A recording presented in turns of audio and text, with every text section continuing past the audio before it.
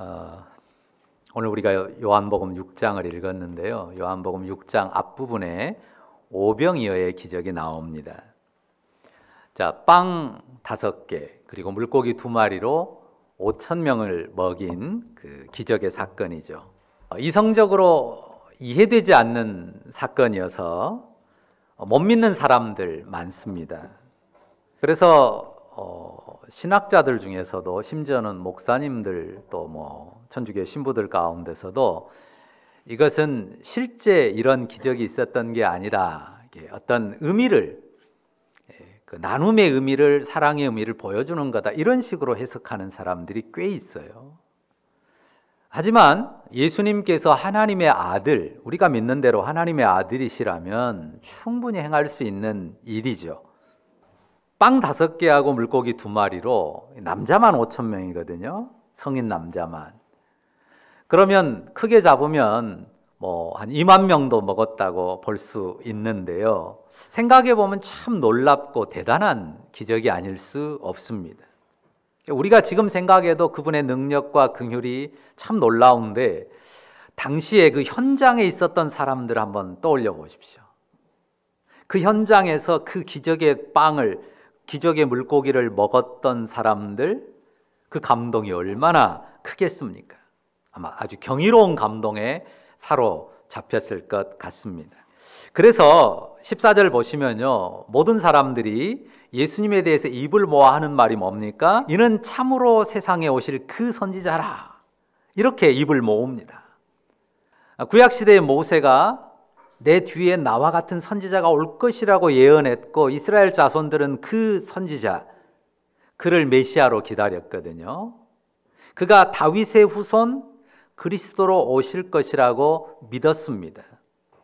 그래, 세상에 오실 그 선지자, 그리고 다윗의 후손으로 오시는 그리스도, 이 둘을 이제 함께 거의 같은 분으로 이해를 했습니다. 그러니까 예수님이 지금 광야에서 그 갈릴리 호수 옆에 그 빈 들에서 베푸신 기적이 마치 모세가 광야에서 행했던, 그 베풀었던 그 기적과 매우 흡사하거든요. 하늘에서 만나를 내렸고 그 만나로 이스라엘 백성이 40년을 먹었잖아요. 근데 예수님께서 이 빵 5개와 물고기 2마리로 성인 남자만 5,000이나 되는 그 엄청난 무리를 먹이셨으니 참으로 모세와 같은 선지자, 모세에 버금가는 그런 선지자라고 말할 수가 있는 것입니다. 요즘은 어떻습니까? 어디 가서 공밥 먹을 수 있다, 공짜로 밥 준다, 별로 시큰둥하는 사람들 많죠. 그래도 공짜 밥 준다면 모이는 사람들이 있습니다. 예전에 우리 사회는 거리가 멀죠. 우리 아버님, 어머님, 그러니까 지금 한 70, 80대 넘으신 분들의 그 젊었을 세대에는요, 자식들은 많잖아요. 먹을 건 없고. 그러니까 어린 자식 어디 나무집 식모라도 가서 머슴이라도 하면서 밥만 먹여줘도 보내는 그런 집들이 많았어요. 현장 애들 먹일 게 없으니까 그냥 어린 딸내미 저 집 좀 부잣집 가서 식모살이 해라, 밥만 먹여줘도 그냥 보내는 경우들이 있었습니다. 그리고요, 1년 머슴 살고 받는 세경이라 그러죠. 그 싹시 얼마였는지 아십니까? 물론 지역마다 시대마다 좀 다른데요, 쌀 한 섬, 이게 물론 먹여주고 재워주고 그리고 1년 일한 다음에 주는 게 쌀 한 섬이에요. 한 섬이면 요즘으로 말하면 2가만이에요. 80kg 2가만이면 지금은 80kg 안 팔잖아요. 40kg짜리가 4가만이에요. 그럼 계산해 보십시오. 요즘 40kg 한 가만 얼마 합니까? 1년 내내 일하고 받는 돈이 지금 시세로 따지면 30만 원도 안 되는 거예요. 그런 시대를 살 때는요, 어디 가서 걸게 밥 한 끼 먹을 수 있다 그러면 10리, 20리 길도 걸어갑니다. 지금 그런 시대예요. 자, 그 기적의 식사에 얼마나 감동했겠습니까? 배고픈 시대란 말이에요. 아무 먹을 것도 없이 갔는데 예수님께서 기적의 양식으로 그 많은 무리를 배불리 먹여줬단 말이에요. 얼마나 감동입니까? 그래서 사람들의 마음이 어떻게 움직였는지 15절 보세요. 15절 보면, 이런 분이 왕이 되시면은 적어도 고를 일은 없잖아요. 배고를 일은 없겠다. 그런 생각들로 사람들 마음이 이렇게 모아져 가는 거예요. 모세가 이스라엘의 지도자였던 것처럼 예수님께서 그런 이 백성을 이끄는 왕의 자리에 오르시면 좋겠습니다. 근데 예수님이 이런 분위기를 피하시죠. 그래서 혼자 이 사람들을 떠나서 산으로 올라가셨습니다. 자, 오늘 본문은요, 우리가 읽은 22절부터 29절의 본문은 지금 바로 그 이튿날에 있었던 일이에요. 오병이어의 기적이 있었고 백성들이 감동하면서 예수님, 와, 저런 분이 우리 왕이 되면 좋겠다라고 막 생각하던 차 예수님이 산에 올라가신 바로 그 다음 날입니다. 사람들이 이제 날이 새자마자 예수님을 부지런히 찾아옵니다. 22절부터 24절은 그 내용이에요. 수많은 사람들이 그 전날 빵 먹었던 그 들판으로 몰려오는 겁니다. 많은 사람들이 걸어왔을 거고요. 거기는 배를 타고 갈릴리 호수 주변 이곳저곳에서 그 떡 먹었던 빵 먹었던 자리에 사람들이 오는 장면을 소개하고 있어요. 24절 보십시오. 배들을 타고 예수를 찾으러 가버나움으로 갔다고 하죠. 전에 어제 빵 먹었던 바로 그 들판에 예수님이 안 계시니까 다시 배를 타고 건너편 가버나움까지 예수님을 찾아가는 겁니다. 갈릴리 호수가요, 우리 주변에 보이는 웬만한 저수지 이런 정도가 아니에요. 구약 성경에는 그 바다라고 했어요. 갈릴리 바다. 그 물이 적은 곳이라 이렇게 큰 호수가 있으면 그 사람들은 그냥 바다라는 용어를 썼어요. 크기가 얼마쯤 될까요? 옛날 광주 오래 사신 분들은 경양방죽이 엄청 컸다, 거기를 메워가지고 광주역을 지었다, 이걸 아시는 분들이 있을 거예요. 굉장히 큰 경양방죽이라고 하는, 경양초등학교가 그 이름이 거기서 나온 거, 그런 게 있었어요. 근데 그런 거는 비교도 안 됩니다. 굉장히 커요. 그래서 제가 계산을 해봤어요.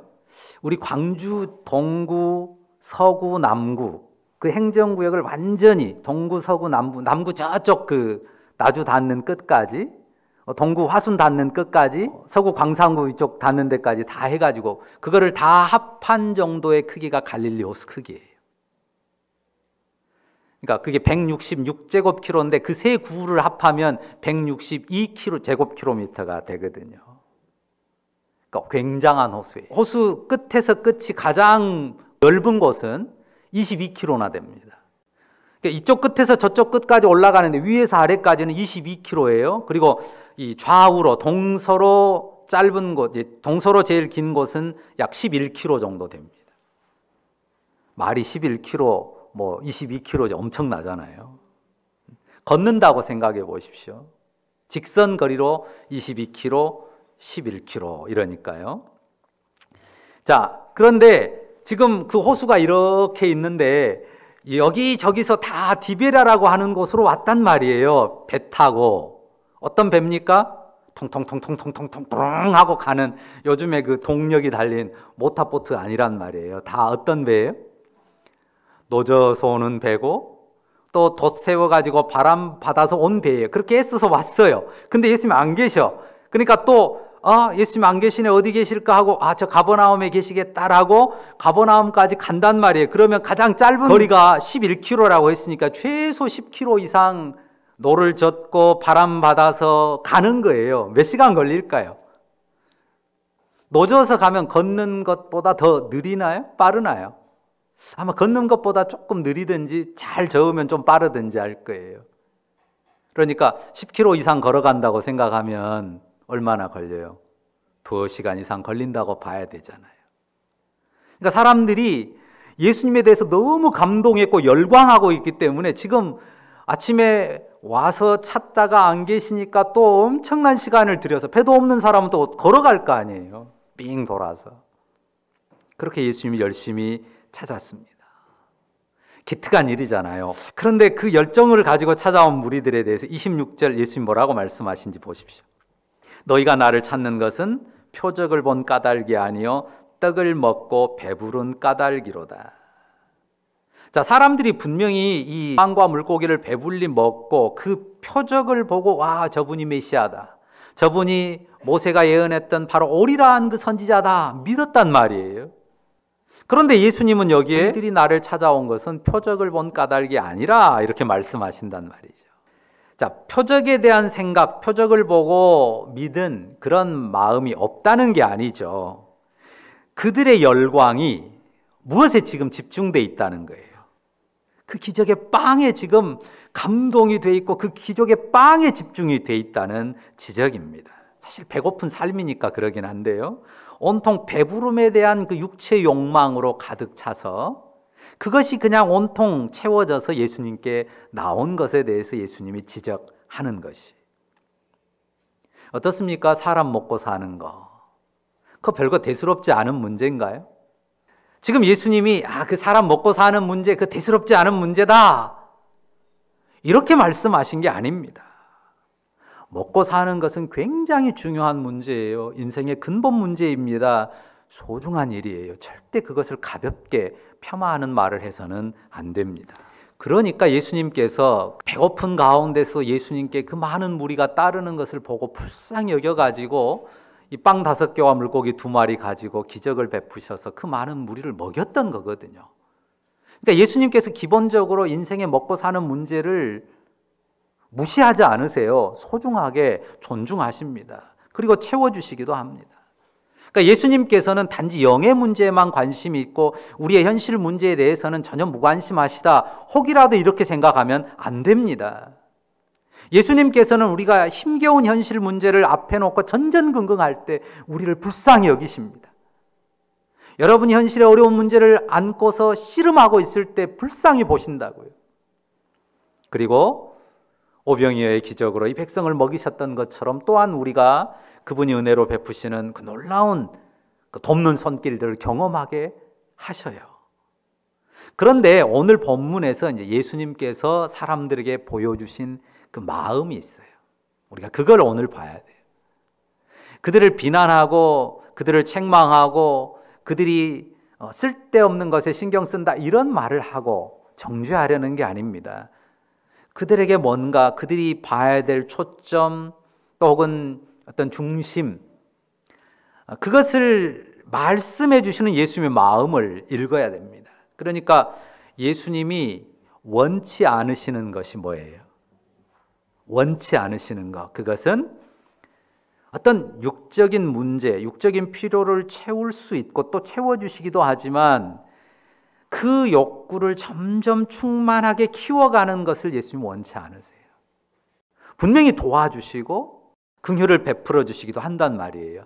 그런데 그것이 그 육적인 것에서 한없이 욕구를 키워가는 것은 원치 않으세요. 이해하시겠죠? 우리의 삶의 문제들에 분명히 주님이 돕는 손길, 갚으시는 은혜들을 주셔요. 그 경험도 중요해요. 그런데 그런 경험을 가지고 그런 경험을 하면서 나아가는 방향이 중요합니다. 그런 은혜를 경험하면서도요, 주님이 원치 아니하는 방향으로 흘러갈 수 있다는 거죠. 그러니까 눈에 보이는 삶의 형통 혹은 그 넉넉함과 부요함, 그것으로 신앙의 초점을 맞춰가는 그런 일들이 있을 수 있어요. 그러니까 분명히 하나님 은혜로 내가 잘됐다, 하나님이 도우셔서 내가 성공했고 혹은 하나님이 채우셔서 넉넉하고 부유하게 됐다 고백할 수 있어요. 그런데 그런 고백을 하면서도 그 중심이 자칫 탐욕으로 가득 찬 이기심으로 치달아갈 수 있다고 하는 거예요. 주님은 그런 거를 절대 원치 않으십니다. 주님이 원하시는 것은 뭐죠? 이어지는 27절 말씀을 보십시오. 자, 이어지는 27절 말씀은 같이 읽어볼까요? 같이 읽습니다. 썩을 양식을 위하여 일하지 말고 영생하도록 있는 양식을 위하여 하라. 이 양식은 인자가 너희에게 주리니 인자는 아버지 하나님께서 인치신 자니라. 썩을 양식은 뭐고 영생의 양식은 뭡니까? 지금 썩을 양식이라고 예수님이 지목하는 것은 지금 사람들이 열광하는 그 빵, 고기, 이것입니다. 육체를 위하는 음식이죠. 그것은 썩어 없어지잖아요. 그럼 영생하는 양식은 뭡니까? 27절 뒷부분 설명을 보십시오. 이 양식은 인자가 너희에게 주리니 인자는 아버지 하나님께서 인치신 자니라. 자, 영생하도록 있는 양식, 영원한 양식, 영원한 생명의 양식인데요, 이것은 인자, 하나님의 아들로서 사람 되신 분 주 예수님께서 주십니다. 자, 우리 사람들이 일하잖아요. 일하면서 수고하는데 그 소망이 뭡니까? 양식을 얻는 거예요. 먹을 음식을 살 돈을 벌기 위해서 열심히 일합니다. 그게 기본입니다. 예수님께서 그 수고와 노동을 폄하하시려고 지금 그걸 썩을 양식이라고 말하는 것은 아닙니다. 양식을 벌기 위해서 땀 흘리는 것은요, 굉장히 중요합니다. 하나님 앞에 진실한 수고예요. 그건 함부로 폄하해서 안 됩니다. 하나님 앞에 고귀한 땀방울입니다. 이 지금 예수님의 말씀은 그거를 깎아 낮추려고 하는 게 아니고 그 육체의 양식이 인생에게 궁극적이고 영원할 수 있냐, 이걸 묻는 거예요. 소중한 양식이고 예수님이 채워주기도 했단 말이에요. 그렇지만 그것이 인생에게 궁극적이고 영원한 양식이 될 수 있냐, 그거를 묻는 겁니다. 어떻습니까? 우리가 답을 알죠. 결국은 육체의 양식은, 양식도 썩지만 그걸 먹는 인생의 육체도 결국 죽음에 들어가고 썩습니다. 영원한 생명을 주는 양식이 아니에요. 우리가 음식을 먹을 때 맛있게 먹어야 됩니다. 감사하며 먹어야 됩니다. 기쁘게 먹어야 됩니다. 그런데 분명히 알아야 될 게 뭡니까? 그 양식이 영원한 생명이 되지 못한다는 사실, 썩을 양식이라는 사실, 이것을 분명히 알고 기억해야 된다고 하는 것입니다. 결국 썩을 양식이라는 한계를 벗지 못합니다. 어떻습니까? 사람들이 예수님의 이 말을 알아들었을까요? 잘 알아들었습니다. 그러니까 28절 보십시오. 어떻게 반응하는지. 이 사람들이 잘 알아듣고요, 금방 반응합니다. 그러면 우리가 어떻게 해야 하나님의 일을 하오리까? 영생의 양식을 위하여 일하라 하시는구나. 하나님의 일을 하라는 말씀이구나. 이해했어요. 그래서 구체적으로 묻는 겁니다. 근데 예수님의 대답이 뭡니까? 자, 29절 굉장히 중요한 말씀입니다. 같이 읽겠습니다. 예수께서 대답하여 이르시되 하나님께서 보내신 이를 믿는 것이 하나님의 일이니라 하시니. 자, 하나님께서 보내신 이를 믿는 것이 하나님의 일이니라. 어때요? 여러분 마음에 이 말이 확 다가옵니까? 상당히 많은 사람들이 좀 애매하게 이게 뭔 말인고 이렇게 생각한 분들이 많이 있을 것 같아요. 물론 마음에 확 다가오는, 그렇지 하는 분도 있을 겁니다. 하나님께서 보내신 이를 믿는 것이 하나님의 일이다. 하나님께서 보내신 이를 믿는 것이 하나님의 일이다. 이것만 해볼까요? 믿는 것이 하나님의 일이다. 자, 믿는 것이 하나님의 일이라는 이 말 우리가 잘 이해해야 됩니다. 이 말씀을 분명히 알아야 예수님의 말씀을 받을 수가 있습니다. 자, 이거는요, 하나의 질문입니다. 사람이 뭔가를 해서 영생을 얻을 수 있느냐는 질문입니다. 어떻습니까? 사람이 무엇을 하면, 어떤 것을 하면 그것을 통해서 영생을 얻을 수 있습니까? 그런 게 있습니까? 가능합니까? 자, 역사 안에서요, 사람들이 수없이 그것을 찾아왔어요. 무엇을 하면, 어떻게 하면 영생을 얻을 수 있을까? 이 죽음의 한계와 인생의 한계를 벗어날 수 있을까? 끊임없이 역사 안에 많은 사람들이 연구해 왔고 나름의 길들을 제시해 왔습니다. 자, 제가 한 단어를 말을 해보겠습니다. 금욕. 자, 금욕이라는 단어에 대해서 어떻게 생각하십니까? 자, 세상에 많은 종교와 철학이 있는데요, 어떻게 보면요, 이 세상 모든 종교의 아마 80-90% 이상은 이 금욕이라는 게 다 있습니다. 철학도 있어요. 헬라 철학에서도 금욕주의 철학이 있습니다. 그리고 힌두교나 불교는 말할 것도 없죠. 금욕을 해요. 금욕. 어떤 금욕을 합니까? 뭐 속세와 연을 끊고 깊은 심심산중에 들어가서 산다든지, 육식을 안 하고 채식만 한다든지, 또 결혼도 안 하고 그냥 평생 혼자 산다든지, 뭐 여러 가지 있잖아요. 어떤 사람은 절대 누워서 자지 않고 그냥 평생 앉아서만 자는 그런 수행을 하는 사람도 있죠. 면벽 수행이라는 것도 있어요. 뭐 달마대사가 달마대사 9년 동안 면벽 수행을 했다고 하는데요. 그냥 벽만 보고 있는 거예요. 이제 뭐 먹을 때, 뭐 화장실 갈 때 빼면 그냥 벽만 보고 아무것도 안 보고 이 세속은 안 보겠다 이겁니다. 그런 수행을 해요. 또 이런 것도 들어봤죠. 뭐 삼보일배. 삼보일배보다 훨씬 더 어려운 오체투지. 이런 것들로 자기의 몸을 학대하면 고행을 자처합니다. 그 금욕이 크든 작든 간에 그걸 통해서 바라는 것은 뭡니까? 악한 욕망을 떨치겠다, 혹은 인생의 한계에 벗어나 보겠다, 어떤 해탈의 경지에 이르겠다, 뭐 이런 것 아닙니까? 그런데 그렇게 해서 인생의 욕망, 인생의 죄와 한계를 벗어날 수 있습니까? 없습니다. 우리가 분명히 알아야 돼요. 성경은, 그리고 그리스도의 복음은 완전히 다른 길을 제시해요. 그러니까 기독교 테두리 안에서도 이 금욕주의로 가버린 경우들이 꽤 많아요. 그러나 성경은, 그리스도의 복음은 완전히 다른 길을 제시합니다. 영생에 대한 성경의 전제이고 예수님의 전제인데요, 사람이 시도하는 어떤 일로도 영생을 얻을 수 없다. 우리가 믿는 믿음이잖아요. 사람이 시도하는 어떤 일로도 영생을 얻을 수는 없다. 이게 성경의 전제이고 대선언이고 복음이 말하는 대선언이고 전제입니다. 따라서 성경은요, 하나님 앞에 영원한 생명을 얻기 위해 금욕을 해야 된다, 고행을 하면서 수행을 해야 된다, 자기를 수련해야 된다, 이렇게 말하지 않습니다. 그런 노력이 뭔가 이 공로가 돼가지고 영생의 길을 열어주는 게 결코 아닙니다.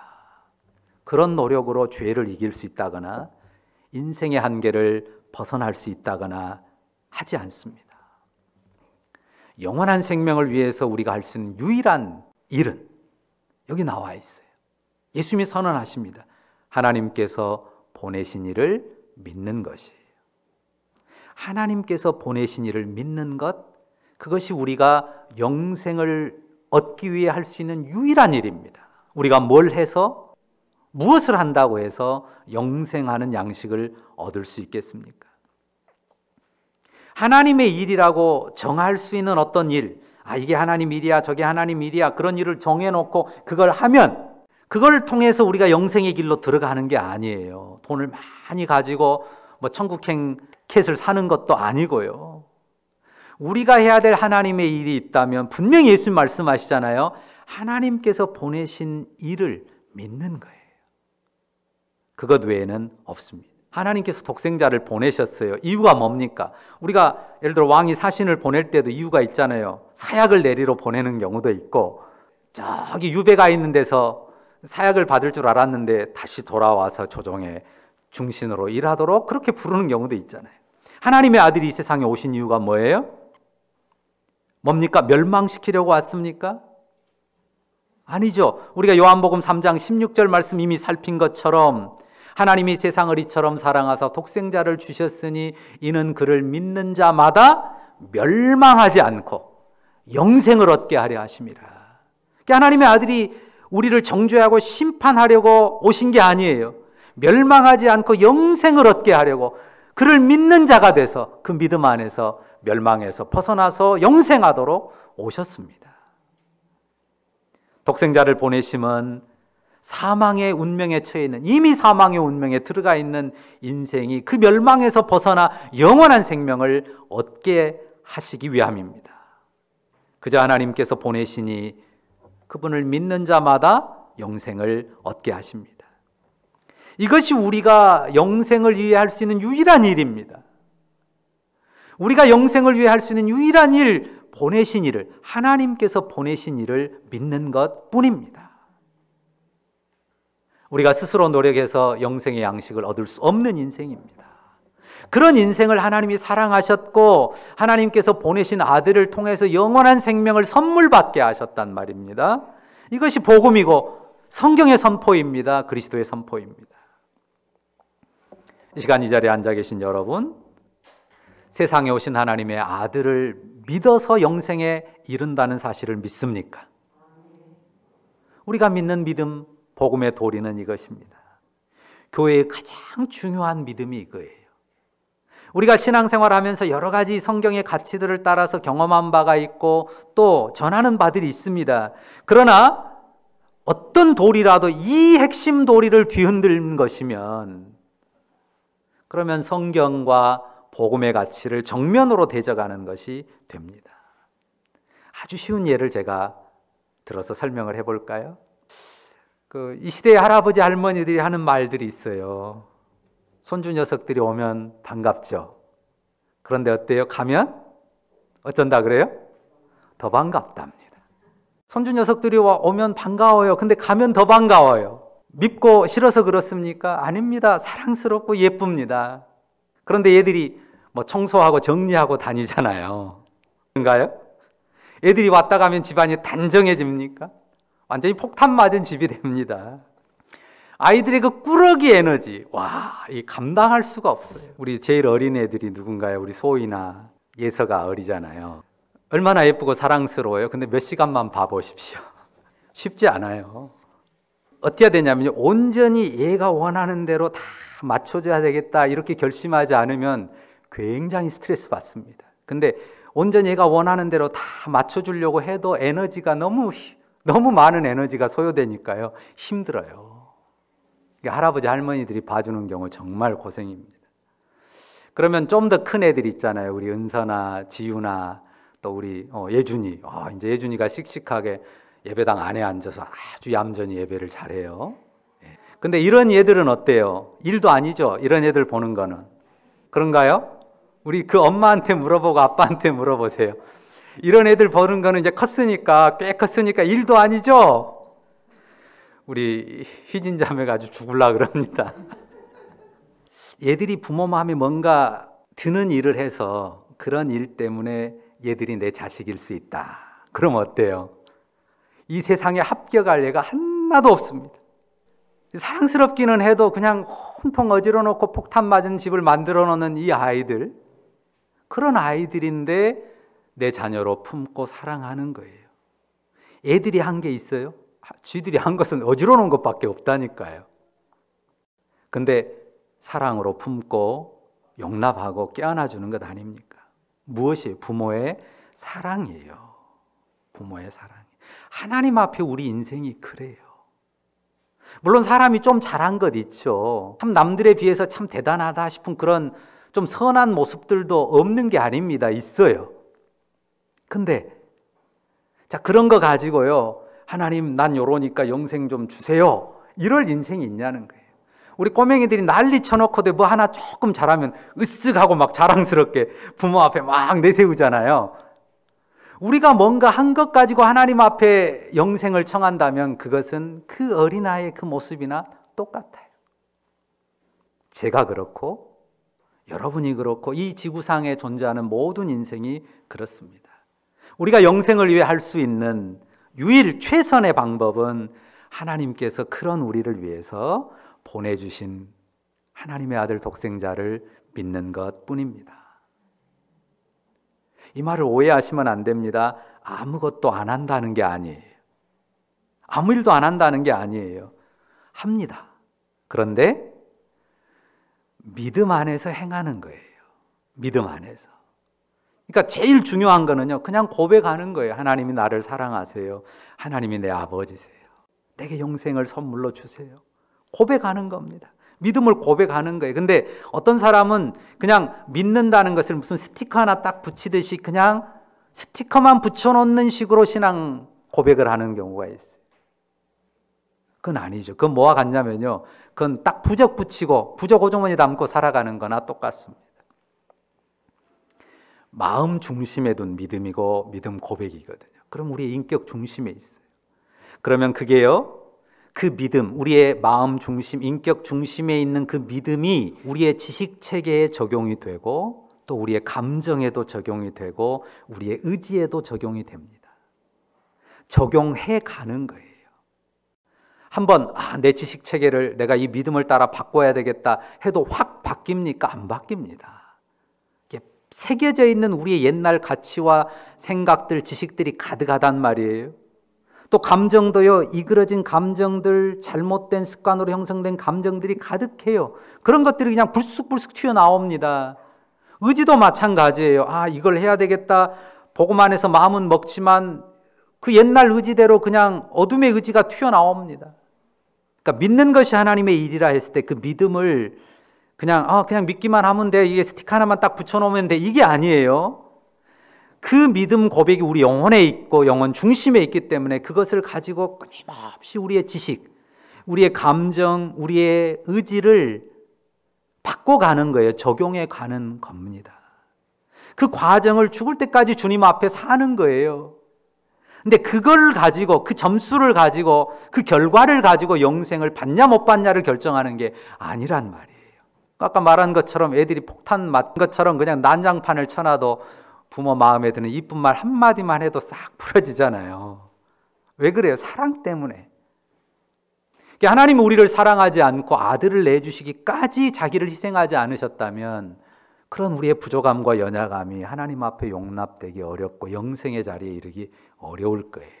그런데 하나님께서 우리를 사랑하셨고 불쌍히 여기셨고 아들을 보내주셨고 아들의 십자가와 부활로 우리의 죄 문제를 다 해결해 주셨단 말이에요. 우리로 그 복음을 믿게 하셨고 그 복음을 믿는 우리 안에 성령을 허락하시고 그 성령 안에 하나님을 아버지라 부르며 살게 하셨어요. 우리가 그런 믿음 안에서 한 걸음 한 걸음 나가는 거예요. 우리가 하는 일이 있다면 그 일입니다. 믿는 것이 하나님의 일이고 그게 제일 큰 일이고 그 믿음을 우리의 삶에 여기저기 부족한 것들 가득한 그곳에 적용하면서 우리가 아이가 어른으로 성장하듯 하나님 나라의 의의 백성으로 성장해 가는 것입니다.